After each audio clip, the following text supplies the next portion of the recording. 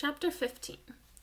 The Herman W. Block Memorial Library's air conditioning unit didn't work very good, and there was only one fan. And from the minute me and Winn-Dixie got in the library, he hogged it all. He lay right in front of it and wagged his tail and let it blow his fur all around.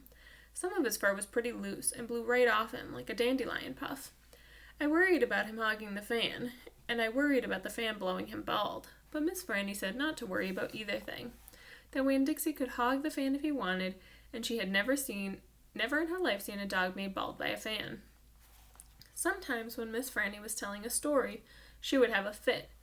They were small fits and they didn't last long, but what happened was she would forget what she was saying. She would just stop and start to shake like a little leaf. And when that happened, Winn-Dixie would get up from the fan and sit right at Miss Franny Block's side. He would sit up tall, protecting her, with his ears standing straight up on his head like soldiers. And when Miss Franny stopped shaking and started talking again, Winn-Dixie would lick her hand and lie back down in front of the fan. Whenever Miss Franny had one of her fits, it reminded me of Winn-Dixie in a thunderstorm. There were a lot of thunderstorms that summer, and I got real good about holding on to Winn-Dixie whenever they came. I held on to him and comforted him and whispered to him and rocked him, just the way he tried to comfort Miss Franny when she had her fits. Only I held on to Winn-Dixie for another reason, too. I held on to him tight so he wouldn't run away. It all made me think about Gloria Dump.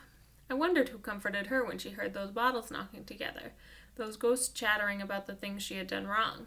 I wanted to comfort Gloria Dump, and I decided that the best way to do that would be to read her a book.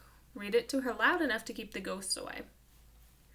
And so I asked Miss Franny, I said, "Miss Franny, I've got a grown-up friend whose eyes are going on her, and I would like to read her a book out loud.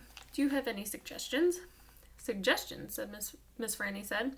"Yes, ma'am, I have suggestions. Of course I have suggestions. How about Gone with the Wind?" "What's that about?" I asked her. "Why," said Miss Franny, "it's a wonderful story about the Civil War." "The Civil War?" I said. "Do not tell me you have never heard of the Civil War." Miss Franny Block looked like she was about to faint. She waved her hands in front of her face. "I know about the Civil War," I told her. "That was the war between the South and the North over slavery." "Slavery, yes," said Miss Franny. "It was also about the states' rights and money.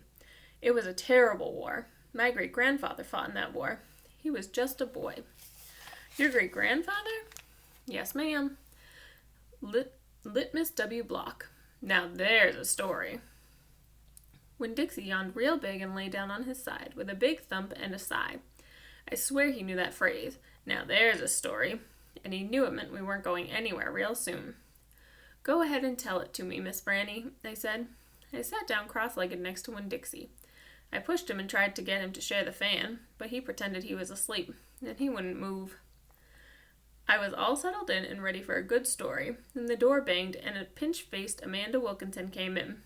Winn-Dixie sat up and stared at her. He tried out a smile on her, but she didn't smile back, and so he lay down again. "I'm ready for another book," Amanda said, slamming her book down on Miss Franny's desk. "Well," said Miss Franny, "maybe you wouldn't mind waiting. I am telling Miss India Opal a story about my great-grandfather. You are, of course, more than welcome to listen. It will just be 1 minute."